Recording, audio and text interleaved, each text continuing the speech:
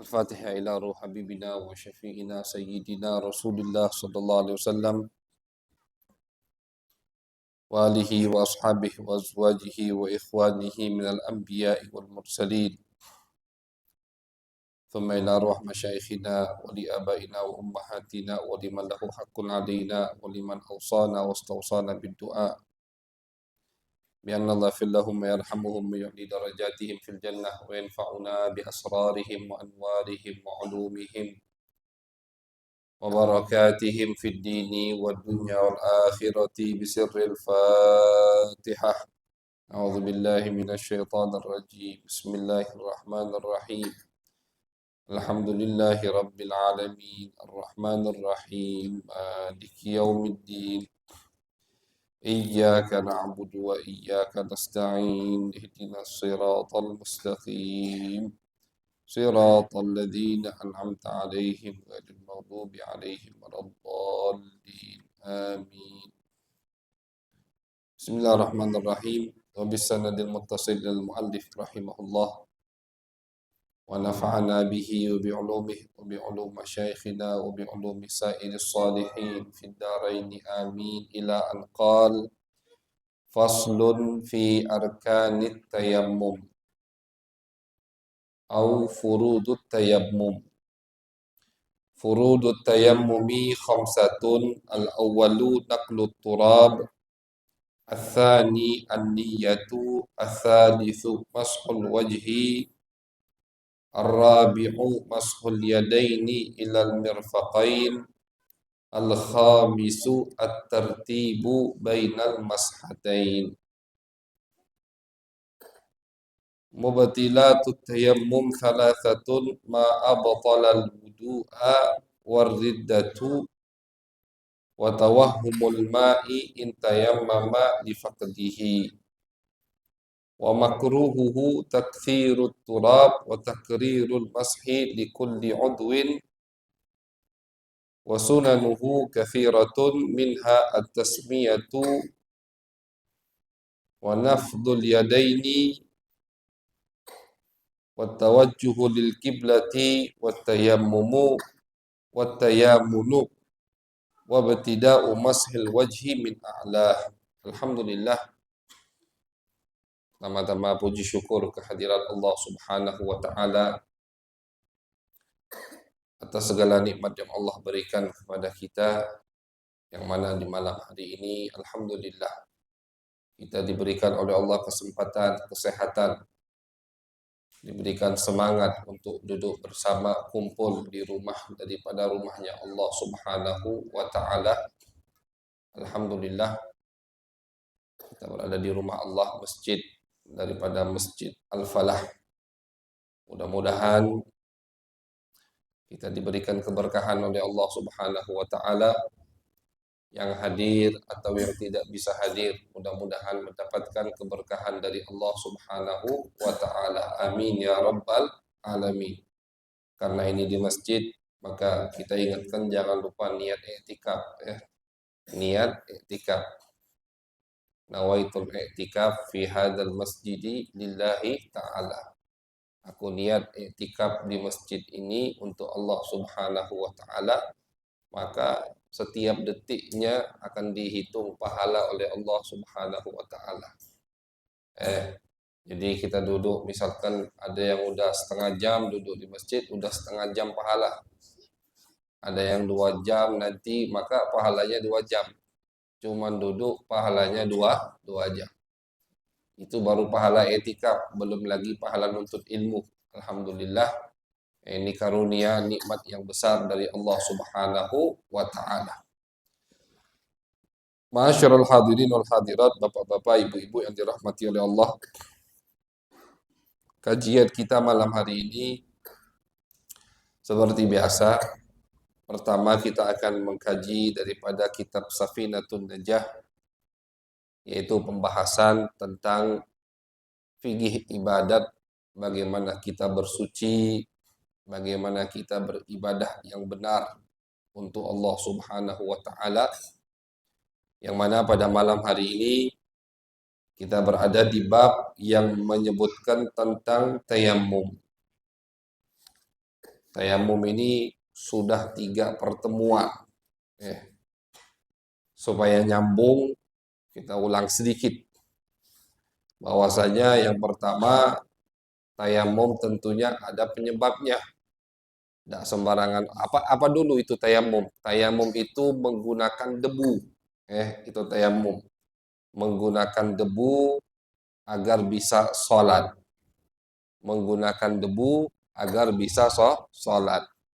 Dan debu ini tidak bisa digunakan kecuali ketika tidak ada air. Atau ada air tapi kita tidak bisa menggunakannya dikarenakan sakit misalkan. Nah, jadi debu ini kapan digunakan? Ketika tidak ada air atau ada air cuman kita tidak bisa menggunakan air tersebut. Maka ada opsi kedua, pengganti dari air tersebut yang Allah berikan kita keringanan, yaitu adalah debu. Ini termasuk kelebihan umat Nabi Muhammad SAW. Jadi kalau umat-umat terdahulu mereka tidak ada tayamum. Kalau tidak katik baju ya sudah. Maka mereka ibadah, tentunya ibadah mereka itu pasti wajib akan mereka ulangi. Jadi kalau tidak ada air udah nggak ada debu. Tidak ada hukum tayamum. Beda dengan kita umat Nabi Muhammad SAW. Ketika tidak ada air atau ada air kita tidak bisa menggunakannya, maka kita diberikan keringanan untuk menggunakan debu. Tayamum, kelebihan umat Nabi Muhammad sallallahu alaihi wasallam. Itu sudah kita kaji, alhamdulillah. Kemudian bab berikutnya yang sudah kita kaji juga adalah syarat-syarat sahnya tayamum. Bahwasanya tayamum itu harus pakai debu. Berarti kalau pakai semen misalkan, semen itu juga ada apa? Ada yang halus-halus itu, dasar, atau dari gabah misalkan. Ada yang halus-halus, dasar, harus debu dari tanah atau pasir. Baru sah tayamum. Debunya tadi harus suci. Tidak boleh kalau debu najis. Debunya tadi harus tidak mustakmal dan harus mengusap bagian muka dan tangan. Ini semua syarat-syarat sahnya tayamum. Nah, malam ini yang akan kita sebutkan adalah furudut tayamum. Ketika tayamum harus ada 5 hal yang kita perhatikan. Yang pertama, naklut turab. Debunya tadi harus dipindahkan. Jadi ada perpindahan debu. Maksudnya bagaimana ada perpindahan debu? Ini umpama. Contoh yang tidak ada perpindahan debu, ada angin topan misalkan. Angin yang bawa debu. Nah, ini orang berdiri di tengah-tengah angin itu sambil niat. Kan dia kena debu itu dari angin itu. Dia niat, sudahlah sekalian akulah kena debu, sekalian niat untuk tayamum. Itu tidak sah. Tayamum itu harus ada naklut turab, debu yang dipindahkan. Artinya kita harus bergerak sehingga gerakan kita tadi memindahkan debu dari satu tempat ke tempat yang lain. Yang maksud tadi usap ke muka kita. Itu furudut tayamum. Arti furud sini kalau tidak dilakukan berarti tayamumnya tidak sah. Jadi yang pertama apa? Yang pertama harus ada perpindahan debu.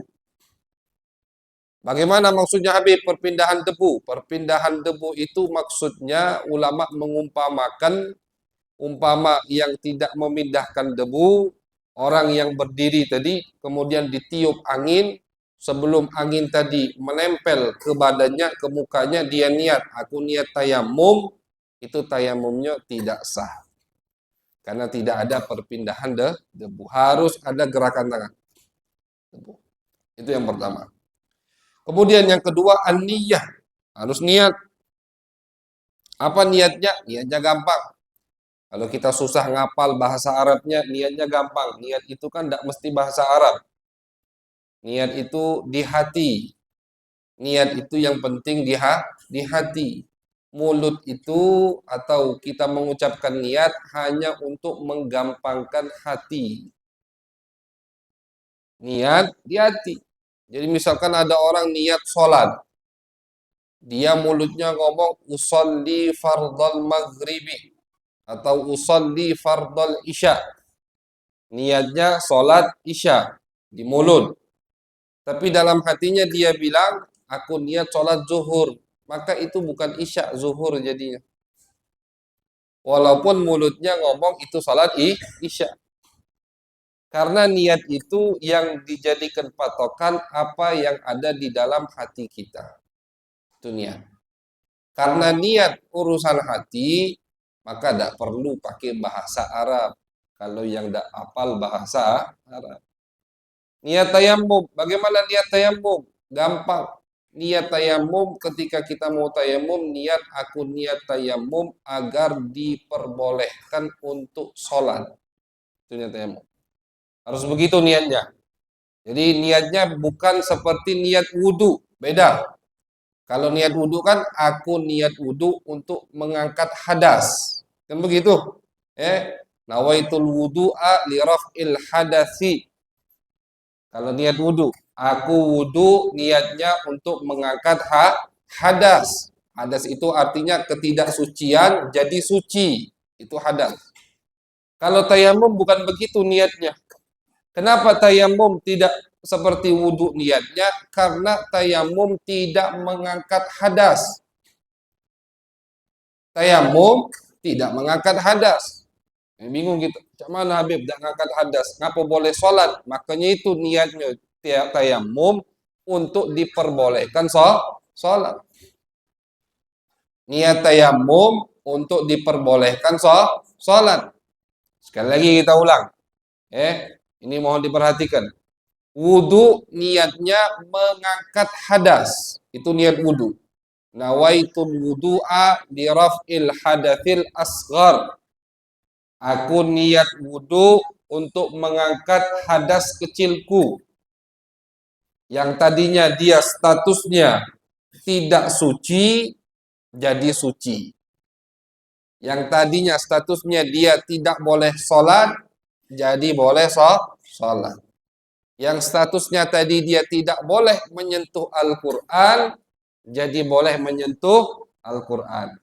Wudu, karena apa? Karena wudu. Dan niat wudunya mengangkat hadas. Hadas itu kan ketidaksucian kita. Karena buang air kecil, karena buang air besar, atau karena buang angin. Nah, ketika orang melakukan hal-hal tersebut atau bersentuhan dengan istrinya, nah itu hal-hal yang membuat kita dalam keadaan tidak suci. Ghairu mutatahhir, itu bahasa Arabnya. Maka niat wudhunya untuk mengangkat hadas. Karena air itu bisa mengangkat hadas. Wudhu kan berarti sama banyu. Jadi kita harus ngerti dah kalau wudhu artinya sama banyu, sama air.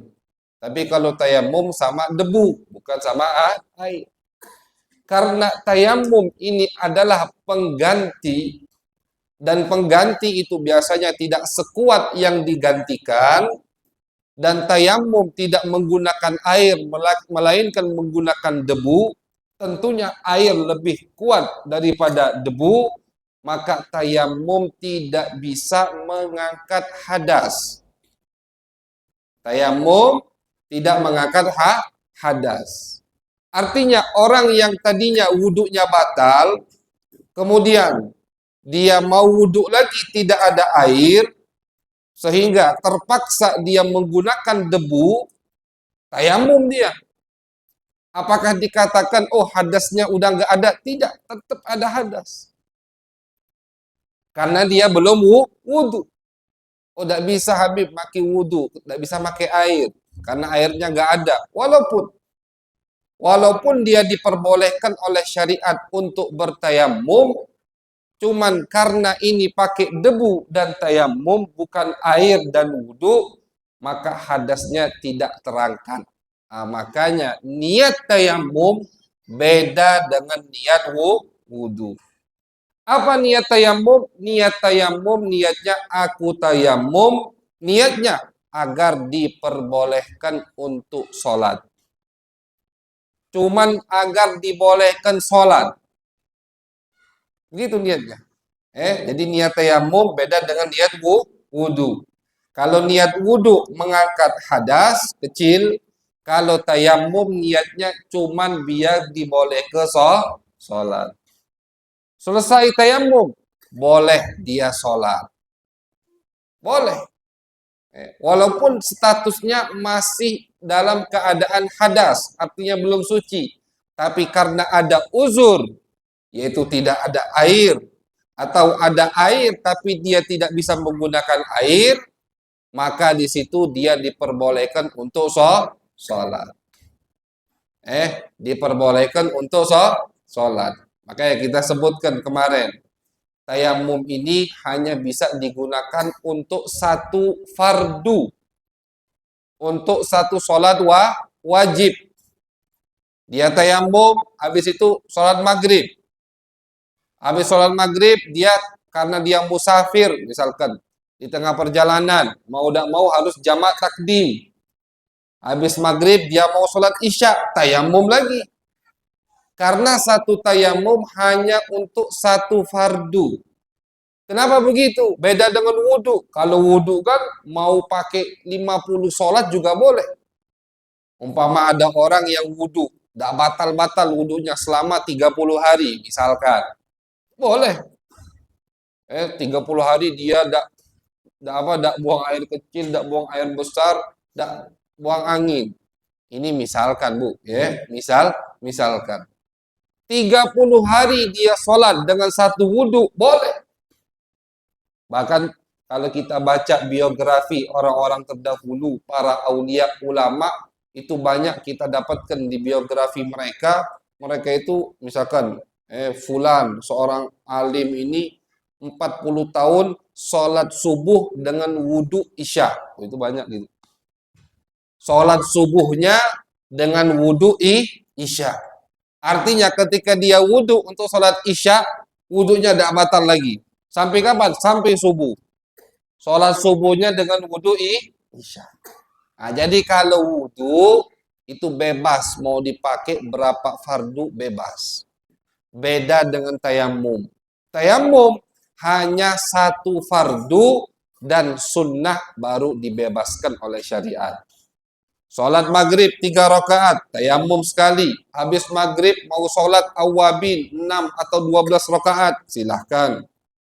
Sholat isya dengan tayamum baru, habis isya mau sholat witir 13 rakaat, silahkan. Bebas. Kalau sholat sunnah, bebas. Berapapun kita mau sholat sunnah dengan satu tayamum, silahkan. Tapi kalau sholat wajib, satu fardu, satu tayamum. Kenapa begitu? Karena tadi, tayamum ini kan pengganti dari wudhu. Makanya tidak sekuat wudhu. Dan tayamum ini tidak mengangkat hadas kecil kita, melainkan hanya memperbolehkan kita untuk sholat. Jadi seakan-akan Allah menyampaikan pesan, kalian itu kalau mau ibadah denganku harus wudhu, bersuci. Tidak ada wudhu, pakai tayamum. Pakai debu, tidak boleh tidak pakai debu. Umpama misalkan tidak ada juga debu, sudah. Maka kita melaksanakan sholat namanya lihurmatil wakti. Tetap wajib sholat. Apa sholatnya? Hanya untuk menghormati waktu. Seperti sholat orang yang di atas pesawat. Di atas pesawat 9 jam. Masuk waktu subuh. Ini subuh kan tidak bisa dijamak, tidak bisa dimajukan, tidak bisa dimundurkan. Subuh itu kan tidak bisa dimundurkan. Lain kalau orang suka mundurkan subuh ke waktu duha, dijamak sama duha, itu bukan jamak namanya. Qadha, qadha bukan jamak. Subuh nggak bisa digabung-gabung. Waktu sholat subuh ya satu itu. Mau dia musafir, mau dia di tengah perjalanan, mau dia di kampungnya, mau dia sakit, mau dia dimanapun, yaitu waktu sholat subuh. Misalkan kita di atas pesawat, Masuk waktu subuh, tidak bisa kita sholat subuh di pesawat. Pesawat pertama nggak ada air, pesawat tidak bisa ruku, tidak bisa sujud, di pesawat nggak bisa ngadep kiblat, bahkan kadang di pesawat kalau lagi bersih nggak ada debu. Terus buat apa Habib kita sholat? Tetap wajib sholat. Sholatnya apa? Niatnya untuk menghormati waktu. Jadi saking mulianya sholat, itu waktunya pun harus dihormati. Bagaimana menghormati waktu sholat? Dengan kita niat sholat, tetap sholat. Di kursi udah. Takbirnya di situ, rukuknya cuma nundukkan kepala, sujudnya agak lebih rendah lagi. Begitu. Nanti ketika sampai di rumah, kita wajib mengulangi sholat tersebut. Tidak dosa. Kenapa? Karena kita ada uzur. Jadi niat tayamum sekali lagi beda dengan niat wudhu. Kalau niat wudhu mengangkat hadas kecil, niat tayamum hanya untuk diperbolehkan sholat. Itu. Jadi salah. Kalau ada orang niat, aku tayamum niat untuk mengangkat hadas kecil, tidak sah tayamumnya. Kenapa? Karena tayamum tidak bisa mengangkat hadas. Tayamum tidak bisa menjadikan orang yang tidak suci jadi suci, tidak bisa. Tetap orang itu tidak suci dengan maksud ada hadas, ghairu mutatahhir, tapi dia diperbolehkan sholat hanya karena ya, keringanan dari Allah Subhanahu wa taala. Jadi furudut tayammum, fardu tayammum yang kedua yaitu adalah an-niyah. Niat. Apa niatnya? Tadi yang kita sampaikan niat untuk mengangkat niat untuk diperbolehkan sholat. Jadi tidak usah bingung-bingung niatnya. Niat tayammum untuk diperbolehkan sholat. Gitu. Untuk diperbolehkan sholat. Niatnya jangan dirubah-rubah. Oh, aku niat tayammum untuk diperbolehkan baca Al-Quran. Nah, yang niat baca itu berarti cuma boleh baca Al-Quran. Jadi niatnya itu harus untuk yang paling atas, yang paling wajib. Mana yang wajib? Baca Al-Quran atau sholat isya? Sholat isya. Maka niatnya untuk yang fardu. Kenapa dia harus niat untuk yang fardu? Karena ketika niat untuk yang fardu, otomatis yang tidak fardu diperbolehkan semua. Niat tayammum untuk baca Al-Quran, berarti tidak boleh untuk sholat isya. Tapi kalau dia niat tayammumnya untuk diperbolehkan sholat isya, maka tayammum tadi juga boleh dia gunakan untuk sholat selain isya, dengan syarat sholat sunnah, dan juga boleh dia gunakan untuk membaca Al-Quran. Nah, jadi bagaimana niat yang pas? Niat yang pas tayamum, niat aku ketika dia tayamum, aku niat tayamum agar diperbolehkan sholat. Gitu dah. Itu niat. Lillahi ta'ala. Niat tayamum agar diperbolehkan sholat. Maka dia boleh sholat satu wajib dan bebas sunnah mau berapa rakaat, begitu juga membaca Al-Quran. Itu fardu yang kedua. Kemudian yang ketiga, mashul wajhi. Dalam tayammum ini bukan seperti wudhu ya. Yang diusap itu cuman muka dan tangan. Jadi furudu tayammum, fardu tayammum, kewajiban tayammum yang ketiga dan yang keempat apa? Mengusap muka dan mengusap kedua tangan sampai mirfaqain, sampai ke siku kita. Cuman itu tayamum. Jadi nggak ada tayamum itu sampai ngusap rambut, sampai debu semua akhirnya. Dan seperti itu tayamum. Tayamum walaupun penyebabnya hadas kecil. Hadas kecil itu tadi wudhunya batal dengan buang air atau buang angin atau menyentuh kemaluannya dengan telapak tangan atau menyentuh kulit yang bukan mahram istrinya, begitu, itu semua menyebabkan hadas kecil, wudhu batal. Atau tayamum ini disebabkan karena hadas besar, Dia ada kewajiban mandi wajib, laki-laki dan perempuan, atau perempuan ada kewajiban mandi setelah datang bulan, ketika mau mandi tidak ada air, masuk waktu sholat. Apa yang harus dia lakukan? Sama, tayamum. Jadi tayamum ini diperbolehkan kita sholat walaupun kita dalam keadaan hadas kecil atau hadas besar. Hadas kecil itu yang mewajibkan wudhu. Hadas besar yang mewajibkan kita mandi. Itu hadas besar. Jadi ketika kita dalam keadaan hadas besar, mau mandi, karena masuk waktu sholat, kita wajib sholat, berarti wajib mandi. Tidak ada air. Tidak ada air. Atau ada air, tapi kita lagi sakit, tidak boleh mandi, kata dokter. Kalau kau mandi, penyakit kau ini tidak sembuh. Nah, itu tidak boleh mandi berarti. Apa yang harus dilakukan? Tayamum. Tayamumnya sama. Sama seperti orang yang tidak punya wudhu. Tayamumnya sama. Niatnya sama, agar aku bertayamum, agar diperbolehkan sholat. Dan yang diusap juga sama. Cuman muka dan tangan. Itu. Jadi tidak perlu dia sampai gelinding-gelinding di debu. Ya, seperti kita pernah sampaikan, terjadi sama sahabat Nabi Muhammad SAW. Sahabat Nabi yang bernama Ammar. Beliau ini lagi diutus sama Nabi, keluar dari kota Madinah. Tiba-tiba beliau mimpi basah, junub. Harus mandi. Pas dia nak mandi di gurun pasir, tidak ada air. Akhirnya apa yang dia lakukan? Dia gelinding di gurun pasir. Nguling-nguling dia. Sampai sekiranya debu tadi terkena semua ke badannya. Pulang dia ke Madinah, cerita ke Nabi, senyum Nabi Muhammad SAW. Wahai Ammar, tidak perlu sampai begitu. Walaupun penyebabnya hadas besar, tapi tetap yang namanya tayamum cukup mengusap muka dan mengusap tangan. Itu tayamum.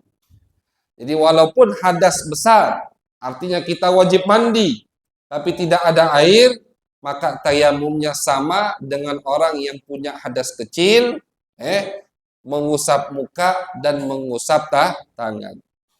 Itu fardu tayamum yang ketiga dan yang keempat. Kemudian fardu tayamum yang terakhir, yaitu yang kelima, adalah at-tertibu bainal mashatain. Wajib urut. Harus dimulai dengan muka dulu, baru dia mengusap tangannya. Jadi tidak boleh. Seperti wudhu. Wudhu kan wajib tertib. Ketika wudhu kita harus yang wajib Yang wajib basuh muka dulu. Habis basuh muka baru basuh tangan. Kemudian baru usap rambut. Yang keempat baru basuh kaki. Tidak boleh ada orang wudhu tiba-tiba tangan dulu. Maka tidak sah itu. Tangan dulu dibasuh, baru basuh muka. Tidak sah. Tertib wajib. Kenapa wajib tertib? Karena Allah menyebutkan di Al-Quran dengan tertib. Fagsilu wujuhakum wa aidiyakum ilal marafiqi wamsahu biru'usikum wa arjulakum ilal ka'bain. Kata Allah, wahai orang-orang yang beriman, kalau kalian idza kumtum ila shalah, kalau kalian mau sholat, maka basuh muka kalian, kemudian basuh tangan kalian, usap rambut kalian, dan basuh kaki kalian. Nah, dari sini Imam Syafi'i mengatakan tertib di dalam wudhu itu wajib karena Allah menyebutkannya dengan tertib. Allah bilang basuh muka, habis itu basuh tangan, habis itu usap kepala, baru basuh kaki. Kalau memang tidak mesti tertib, seharusnya Allah nyebutkan yang basuh-basuh dulu misalkan. Basuh muka, basuh tangan, basuh kaki, yang terakhir baru usap kepala. Tapi tidak. Ngusap kepala ini sama Allah dijadikan di tengah-tengah. Sebelum basuh kaki. Dari sini Imam Syafi'i mengatakan berarti di situ ada pesan dari Allah untuk kita tertib ketika sedang berwudu. Begitu juga tayamum.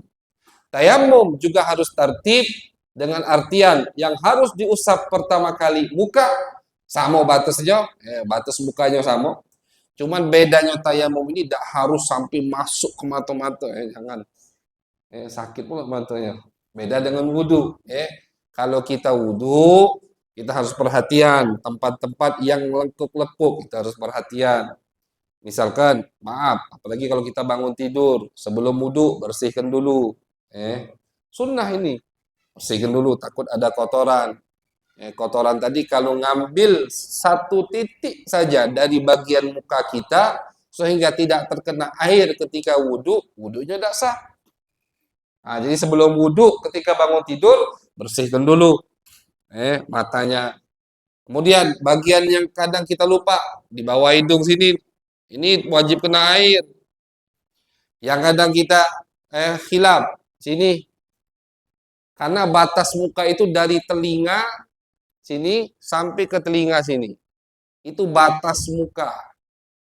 Harus kena air. Jadi jangan kita kira muka itu, nah sini sini beda. Ini harus kena banyu juga ini. Kemudian dari atas mana? Tempat tumbuhnya rambut. Nah, tempat tumbuh rambut itulah batas pertama kali muka, bagian panjang. Sampai mana? Sampai dagu. Dagu masuk. Ini jangan main ini. Nandaknya kena sini. Itu tidak. Kena harus. Itu dalam wudu. Jadi wudu kita harus kena semua. Harus rata. Harus perhatian kelengkuk-lengkukan. Tayamum sama harus kena semua, cuma tidak mesti sampai masuk ke mata-mata. Sekiranya kena. Dan sunnah tayamum kita sebutkan sekalian itu debunya diringankan atau dibuanglah, jangan tebel-tebel. Ini praktek tayamum. Kita ngambil debu, di sini. Lihat, debunya banyak yang nempel. Nah, sunnahnya dia diginikan dulu. Biar apa? Biar debunya tadi banyak yang jatuh. Jadi debunya jangan tebal-tebal. Itu sunnahnya begitu. Jadi habis kita mengambil debu di tempat debu, angkat tangan kita, pukul dulu. Biar apa? Biar debunya tadi tipis, tidak tebal. Baru diusap ke muka. Harus menyeluruh. Dan dalam tayamum tidak sunnah 3 kali. Sekali cukup. Karena syariat Allah dan Nabi sayang sama kita. Kalau 3 kali tadi debu, bersin-bersin kaki. Makanya kata syariat tidak sunnah. Berarti kalau ada yang tayamum 3 kali, bid'ah itu. Tidak sunnah, itu baru bid'ah. Kenapa? Karena tidak sunnah. Nabi tidak mengamalkannya. Bahkan tidak disunnahkan. Sekali. Cukup, sudah. Baik penyebabnya hadas kecil atau hadas besar. Tayamumnya sama pokoknya. Tangannya juga begitu, diusap. Nah ini harus tempat lain. Harus pindah tempat. Tempat yang tadi kita ngambil untuk muka, tidak boleh kita letakkan lagi tangan kita untuk mengambil untuk tangan pula. Tidak boleh. Harus ke tempat sampingnya, tempat yang lain. Baru untuk tangan. Sekali juga, tidak sunnah 3 kali. Tidak sunnah 3 kali. Jadi dalam tayamum tidak ada sunnah 3 kali. Beda dengan wudu. Kalau wudu yang wajib sekali, nomor 2 dan 3 itu sunnah hukumnya. Itu wudu. Jadi kalau wudu, kita ingatkan sunnah wudu itu 3 kali.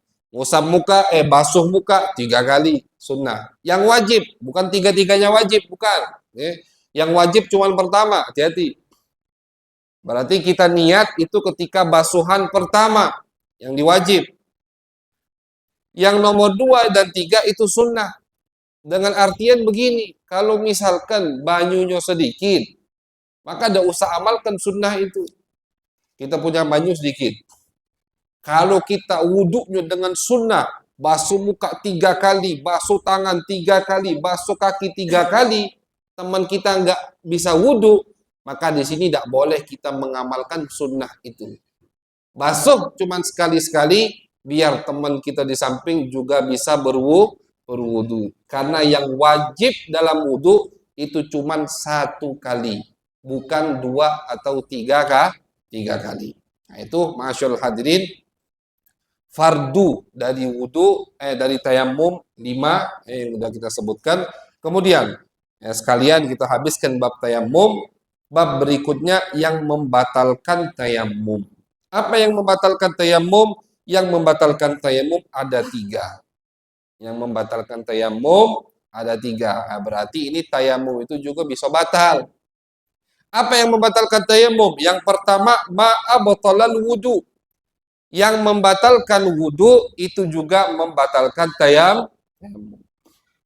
Ada orang tayamum, habis itu buang air, batal tayamumnya. Ada yang tayamum, habis itu buang angin, batal tayamumnya. Ada yang tayamum, habis itu menyentuh istrinya, batal tayamumnya. Menyentuh kemaluannya dengan telapak tangan, batal tayamumnya. Nah, jadi apa yang membatalkan wudu, itu juga membatalkan tayamum. Itu yang pertama, gampang. Yang kedua, yang membatalkan tayamum ar-riddah, murtad, naudzubillah. Ada orang murtad, batal tayamumnya. Oh, berarti yang murtad ini tidak membatalkan wudu, tidak. Umpama ada orang murtad habis sholat maghrib, misalkan, sebelum isya dapat hidayah lagi. Nauzubillah, jangan main-main masalah ini, jangan main-main. Karena ketika ada orang sudah berani untuk murtad keluar agama, belum tentu dia bisa kembali lagi ke agama Islam. Nauzubillah min dzalik. Nah, jadi ini umpama ada orang wudu, sholat maghrib, habis sholat maghrib dia murtad, kemudian di masa murtadnya dia tidak melakukan hal-hal yang membatalkan wudu. Masuk waktu isya, tersentuh dia dengar azan, balik lagi ke agama Islam, langsung sholat, boleh. Tidak perlu dia wudu lagi. Kenapa tidak perlu dia wudu lagi? Karena wudunya tidak batal. Tidak batal dengan murtadnya, tidak batal. Beda dengan orang kafir masuk ke agama Islam. Kalau orang kafir masuk ke agama Islam, itu bukan wajib wudhu saja, mandi wajib. Kenapa ya? Karena di masa kafirnya dia kena hadas besar, berapa kali tidak pernah mandi, kan begitu. Nah, jadi ketika orang kafir masuk ke agama Islam, wajib dia mandi. Tapi wajib mandinya itu setelah dia mengucapkan 2 kalimat syahadat. Jadi kalau kita punya kawan pengen masuk agama Islam, jangan ditunda-tunda. Langsung seketika suruh dia mengucapkan 2 kalimat syahadat. Setelah itu baru misalkan di masjid dia mau meramaikannya biar disaksikan oleh orang banyak. Di situ baru kita suruh dia mandi, ajarkan niat mandi wajib, baru dia boleh masuk masjid dan mengulangi 2 kalimat syahadat di depan masyarakat banyak. Tapi kalau kita punya kawan ngomong ke kita, aku pengen masuk Islam, oh KGB nunggu majlis sebulan sekali depan Habib, jangan. Kalau dia masih hidup, kan jangan. Atau KGB nunggu malam Jumat rame di masjid, jangan. Ketika ada orang datang mau masuk agama Islam, cepat suruh dia ucapkan 2 kalimat syahadat. Masalah sholat, masalah wudhu, masalah mandi, itu nanti dulu. Yang penting dia terselamatkan dari kekal abadi di api neraka. Dengan apa? Dengan mengucapkan 2 kalimat syahadat. Setelah itu baru kita kasih tahu, kau ini wajib mandi. Mandi apa? Mandi hadas besar. Ajari niatnya. Supaya dia bisa masuk masjid. Baru setelah itu dia disunnahkan untuk mengulangi ucapan 2 kalimat syahadat di depan masyarakat banyak. Biar banyak saksi bahwasanya dia sudah jadi muslim. Tapi dari pagi dia udah mengucapkan 2 kalimat syahadat.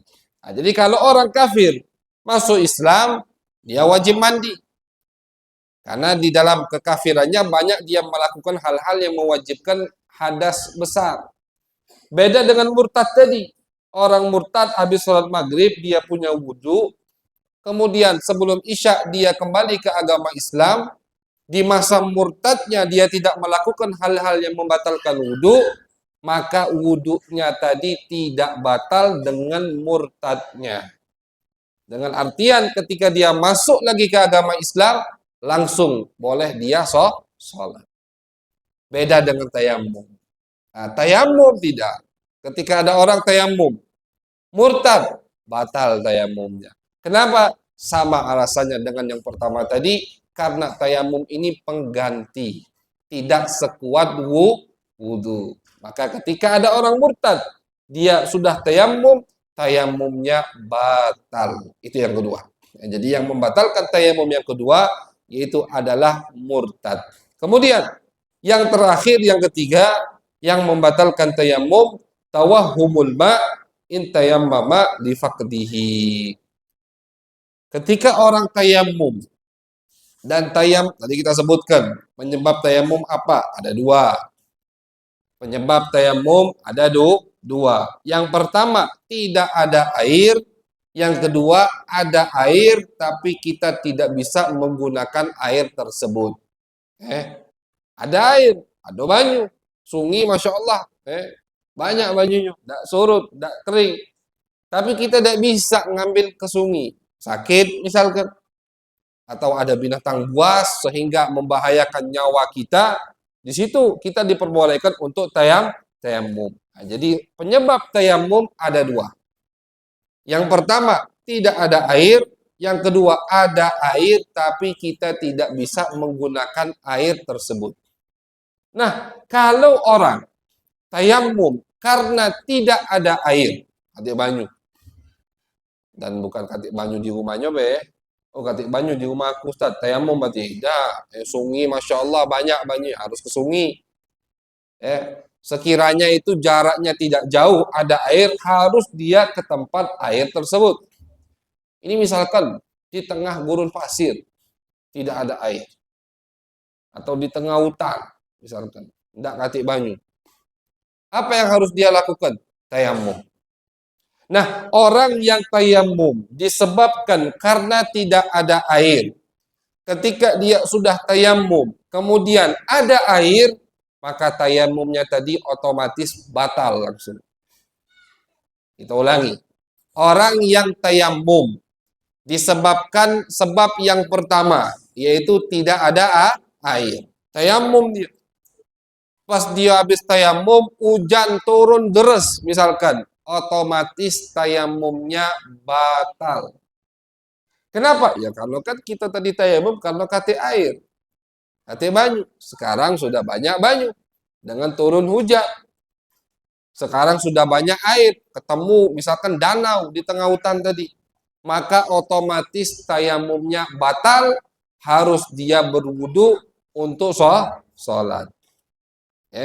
Jadi kita ulangi, yang membatalkan tayamum yang ketiga yaitu kalau ada air untuk orang yang tayamum karena tidak ada air.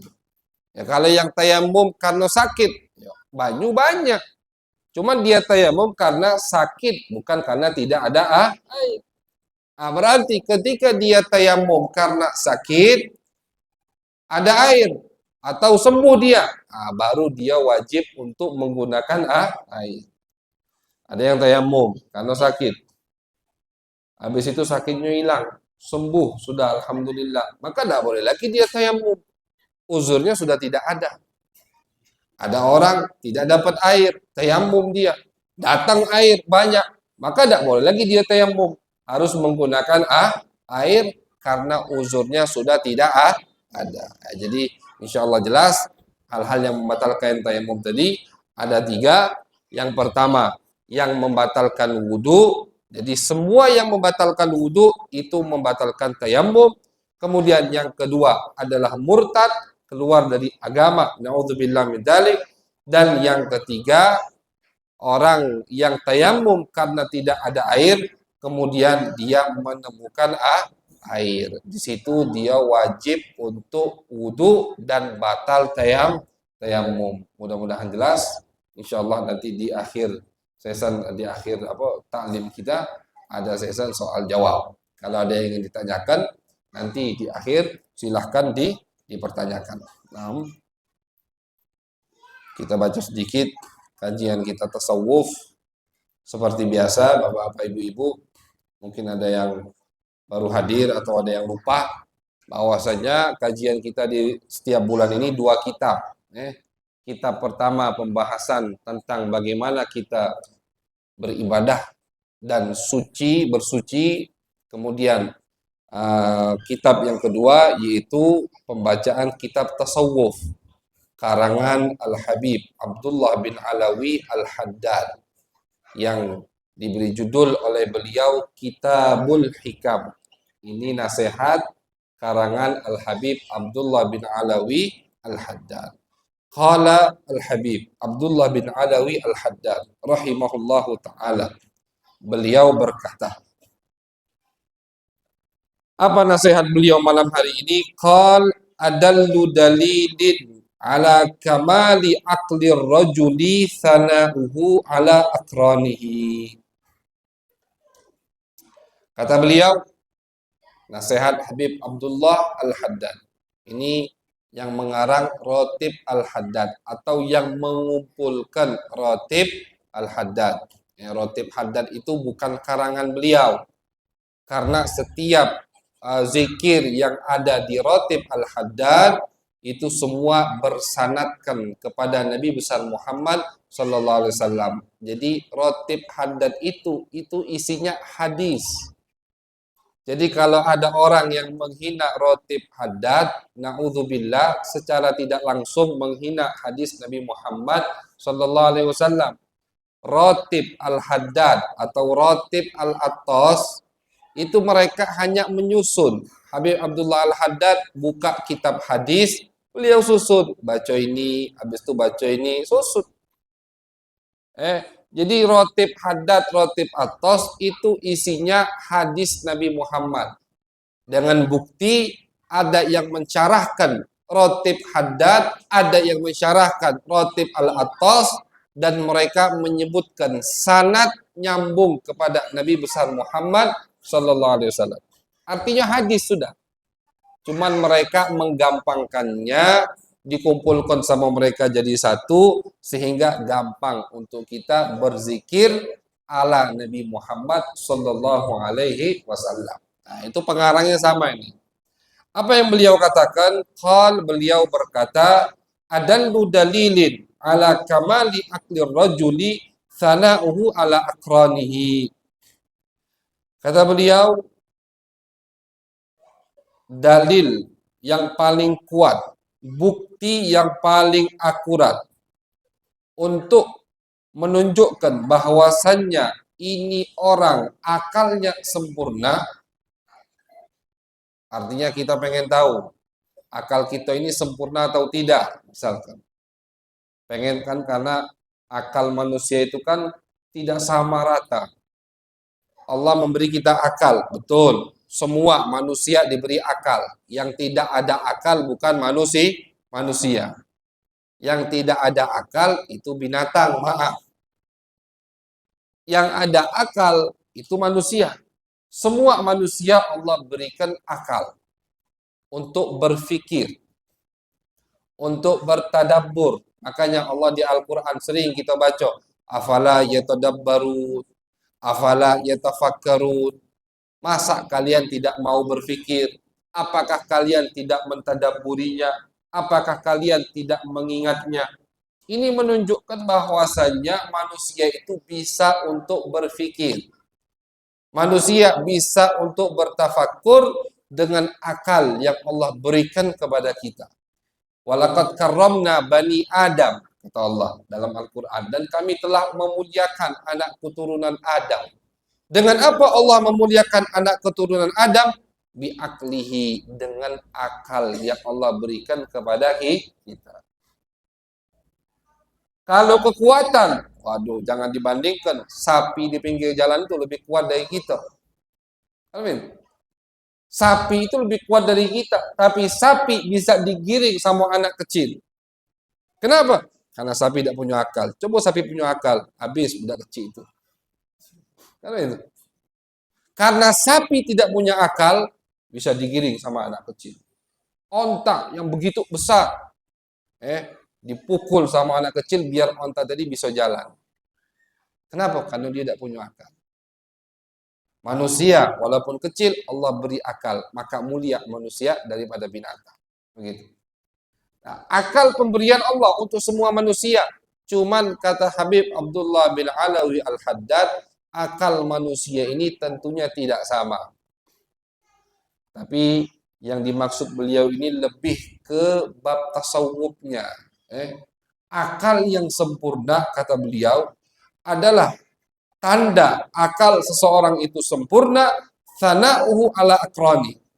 Orang tadi bisa atau mau mengakui kesempurnaan, mengakui kelebihan, dan mau memuji teman seangkatannya. Ini menunjukkan orang tidak punya rasa iri atau hasud. Seangkatan. Siapapun itu. Pokoknya seangkatan. Kawan seangkatan itu paling berat muji kawannya. Dan galak dia ngakui kawannya.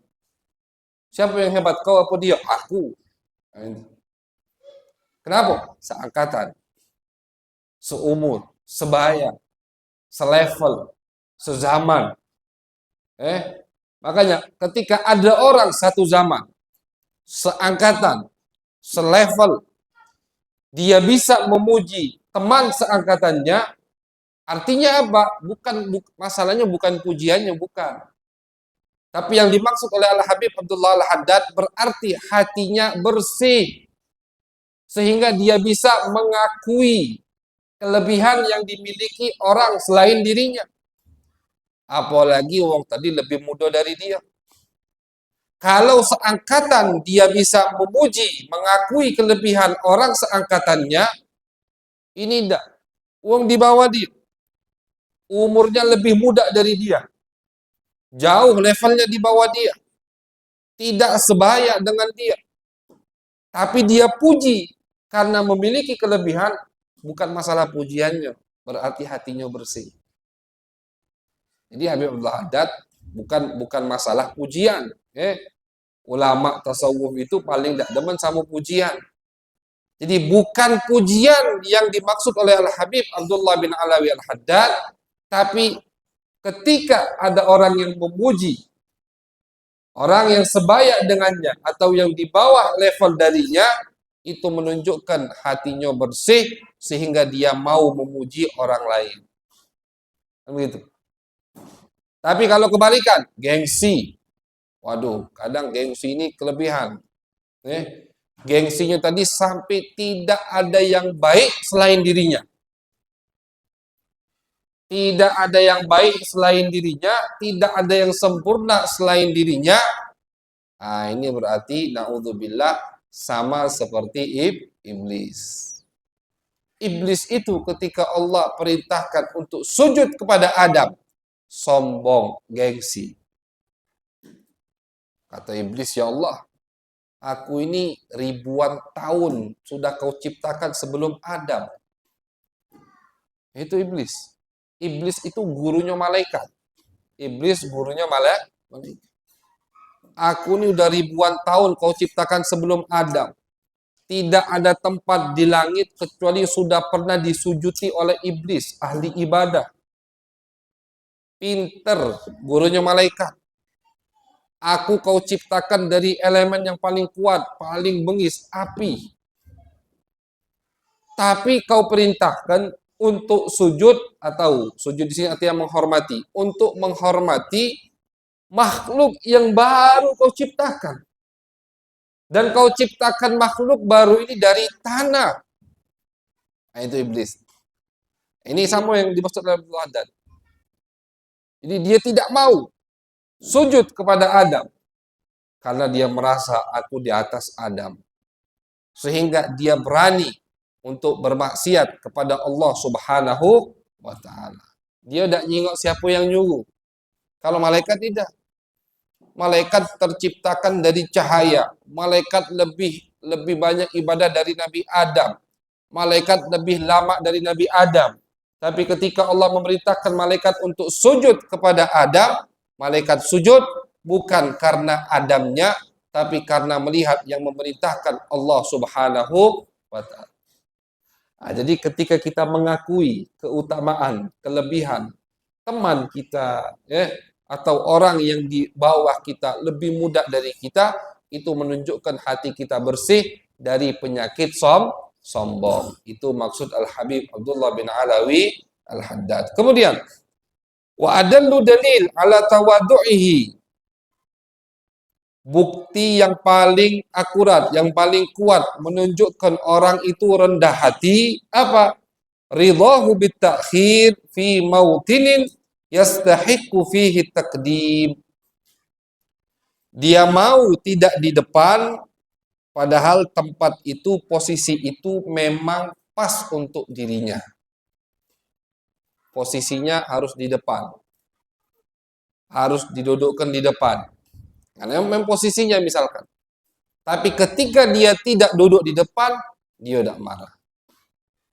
Nah, berarti kalau yang tidak diduduk di depan marah, nah itu hati-hati. Karena kata Al-Habib Abdullah Al-Haddad, dalil yang paling kuat menunjukkan kita tawaduk, rendah hati. Dan sekali lagi, masyaallah hadirin, kajian ini bukan kita untuk menilai orang. Tidak boleh kita menilai orang. Ini kajian untuk kita menilai diri kita sendiri. Tasawuf itu kalau kita pelajari tasawuf, kemudian keluar masjid, mulai kita nak prakteknya ke orang lain, berarti kita udah usah belajar tasawuf. Kotor hati kita.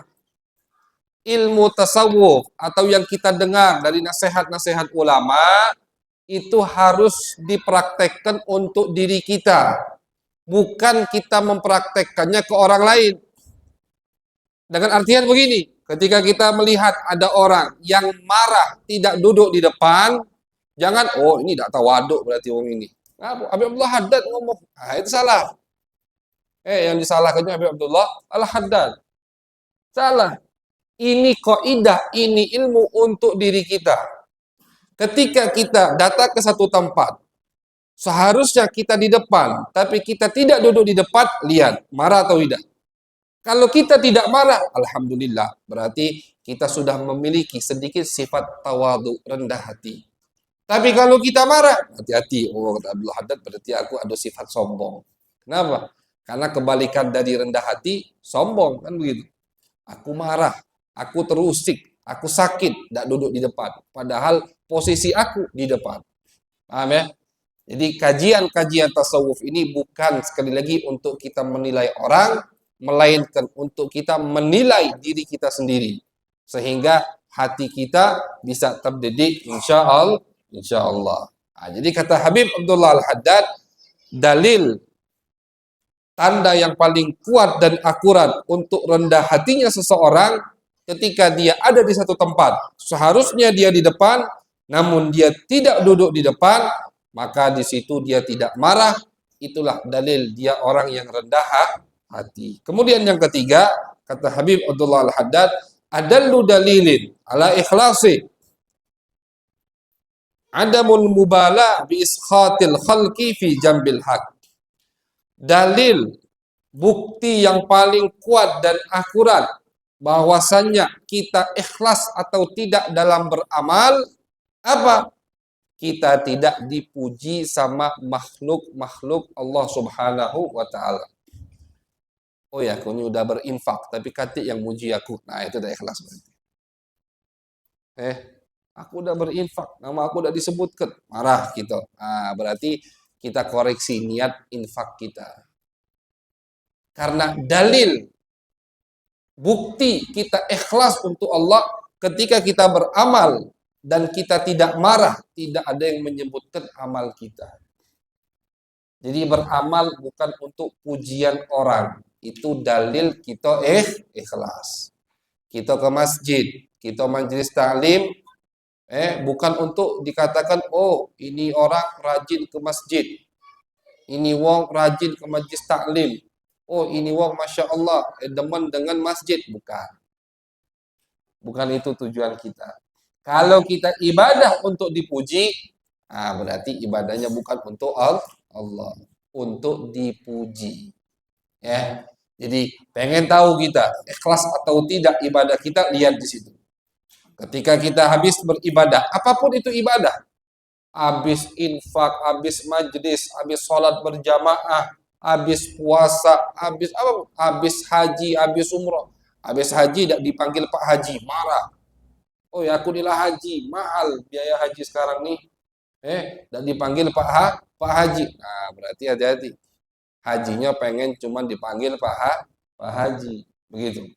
Intinya kata Habib Abdullah Al-Haddad, kalau kita beramal, kemudian amal kita tidak ditoleh oleh manusia, tidak dihargai oleh manusia, kita tidak marah, itu tanda kita ikhlas untuk Allah Subhanahu wa taala. Ini Abdullah Haddad ngomongkan untuk wong yang cetek dulu. Kalau kita baca sejarah ulama, kebalikan. Mereka itu benci dipuji. Mereka mau beramal, tapi mereka benci ketika dipuji. Al-Habib Umar bin Abdurrahman Al-Attas, beliau itu gurunya Habib Abdullah Al-Haddad. Apa kata Habib Umar? Ketika ada yang memujiku, itu seperti menamparku. Kalau ada yang memujiku, itu seperti menampar. Makanya ulama-ulama itu tidak demen. Kalau orang yang suka muji-muji itu tidak demen. Mereka tidak demen. Ada orang datang ke Umar bin Khattab, memuji Sayyidina Umar, udah cukup atau Sayyidina Umar. Pujian kau itu berlebihan. Dan itu menjatuhkan martabatmu, membahayakan diriku. Menjatuhkan martabatmu, artinya kau terlalu menghina di depanku, kata Umar bin Khattab. Jangan. Dan membahayakan diriku, takutnya aku tertipu dengan pujianmu yang manis itu. Tidak usah. Makanya yang ulama itu, kalau ada yang memuji mereka, muka mereka berubah. Bukan senang, tidak demen. Habib Umar Al-Attas mengatakan, yang punya rotib Al-Attas, kalau ada yang memujiku, itu seperti menamparku. Tidak usah puji-puji. Mereka itu lari dari pujian. Karena kalau mereka mengejar pujian, mereka bukan kekasih Allah Subhanahu wa ta'ala. Yang namanya wali, itu yang lari dari pujian. Yang namanya kekasih Allah, yang beramal, tapi dia tidak mau amalnya dilihat sama makhluk Allah, melainkan dilihat sama Allah Subhanahu wa ta'ala. Makanya banyak para ulama, aulia, mereka beramal katik yang tahu. Al-Imam Ali Zainul Abidin. Beliau ini cucu dari Siti Fatimah, putri Nabi Muhammad. Ali Zainul Abidin punya bapak Husain. Husain punya ibu Siti Fatimah. Siti Fatimah ini putrinya Nabi Muhammad sallallahu alaihi wasallam. Itu Al-Imam Ali Zainul Abidin. Diriwayatkan ketika beliau meninggal dunia, yang memandikan jenazah beliau itu kaget melihat di belakang beliau ada garis hitam. Ini bekas apa ini? Al-Imam Ali Zainul Abidin, di bagian belakangnya ada garis hitam. Bekas orang yang suka memikul barang-barang yang berat. Padahal beliau orang kaya.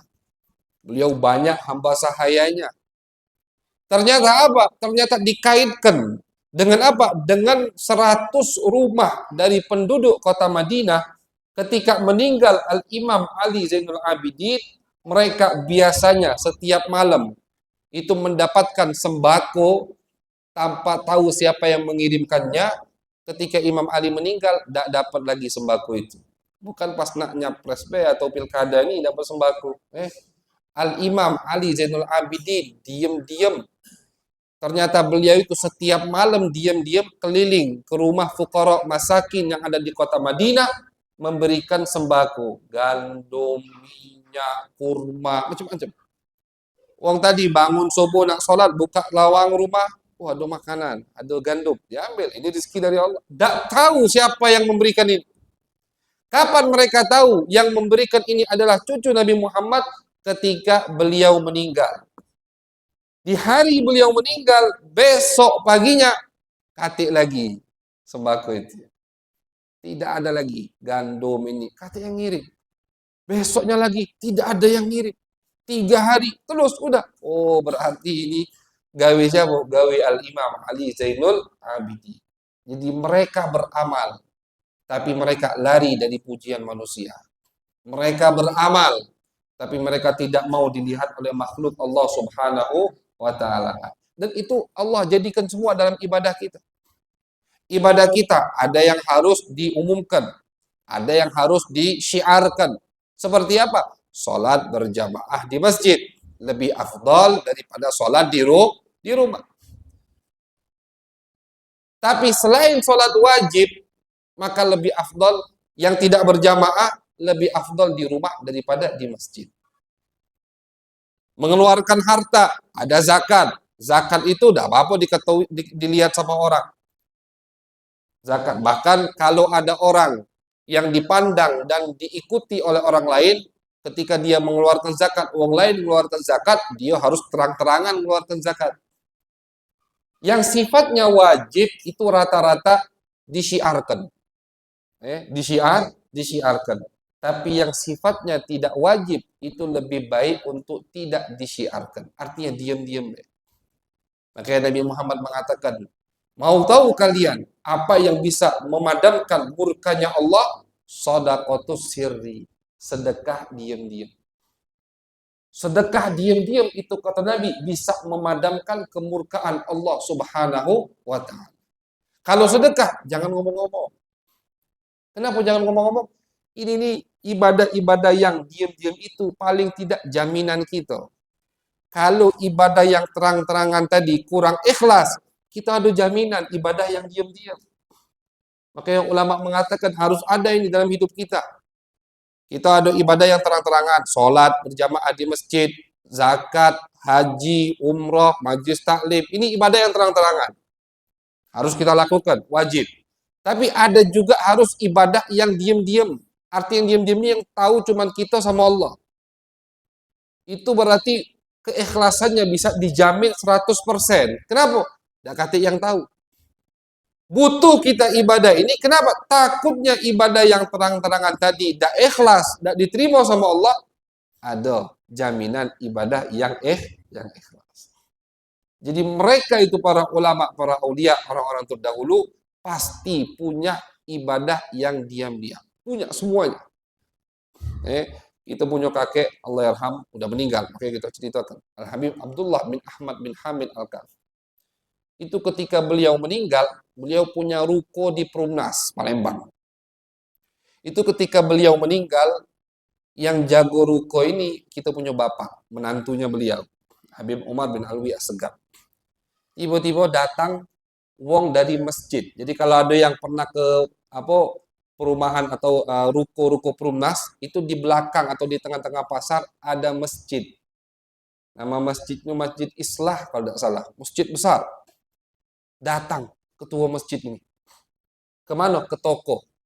Wongnya lah meninggal yang punya toko ini, Habib Abdullah Al-Haddad. Habib Abdullah Al-Kaf, maaf. Kakek kita Habib Abdullah bin Ahmad bin Hamid Al-Kaf. Lah meninggal. Baru meninggal, makanya datang yang ketua masjid tadi. Nemui siapa? Nemui orang tua kita yang lagi jago ruko itu. Apa kata ketua masjid ini? Ustadz, Habib, tahu tak? Ini masjid, umpama ini biayanya 1 miliar, itu dari mertua Habib 700 juta. Umpama biaya masjid ini 1 miliar, itu dari mertua Habib 700 juta. 70% itu dari mertua Habib. Kami cuma nambahi 30%. Tapi tidak ada yang tahu sampai Habib Abdullah Al-Kaf tadi meninggal. Itu jaminan beliau. Beliau beramal 700 juta atau 70%. Masjidnya besar. Mungkin sebesar ini masjidnya. Itu beliau 70% biayanya dari beliau. Tanpa ada yang tahu. Kasih duit. Butuh apa? Semen, dikasih semen. Butuh besi. Katik yang tahu. Bininya tidak tahu. Anaknya tidak tahu. Menantunya tidak tahu. Cucunya juga tidak tahu. Yang tahu siapa? Yang tahu cuman yang berkaitan atau yang bersangkutan. Ketua masjid. Ketua masjid tidak cerita sampai kapan? Sampai ini Habib Abdullah Al-Kaf meninggal, baru dia cerita. Ini baru satu masjid. Ternyata juga banyak rumah-rumah dari rumah-rumah habaib, musola-musola habaib, listriknya beliau kalau yang bayari. Kapan ketahuannya? Pas beliau meninggal, baru kebongkar kan. Begitu. Usahakan kita ada amalan yang seperti itu. Yang tidak ada yang tahu. Jadi tidak mesti. Jangan jadi kalau kita infak pengen disebutkan. Tidak mesti. Sayang, rugi. Takutnya tadinya itu ikhlas, Gara-gara disebutkan jadi dah ikhlas. Infak sudah. Kita infak untuk siapa? Untuk Allah. Maka cukup Allah yang tahu. Karena kita pengen balasan dari Allah Subhanahu wa taala. Ya, mudah-mudahan kita bisa mengamalkan apa yang kita dengarkan daripada nasihat Al-Habib Abdullah bin Alawi Al-Haddad, ya, sehingga kita menjadi hamba yang dicintai oleh Allah Subhanahu wa taala. Amin ya rabbal alamin. Allahumma aghnina bil ilm wa zayyinna bil hilm, akrimna bit taqwa wa jammilna bil afiyah. Allahumma ij'al jam'ana hadza jam'an marhuma wa tafarruqana min ba'dihi tafarruqan ma'suma wa la taj'al fina wa la ma'ana wa la ilaina syaqiyyan wa la mahruma. ربنا تقبل منا إنك أنت السميع العليم وتب علينا إنك أنت التواب الرحيم صلى الله على سيدنا محمد وعلى آله وصحبه وبارك وسلم والحمد لله رب العالمين. السلام عليكم ورحمة الله وبركاته.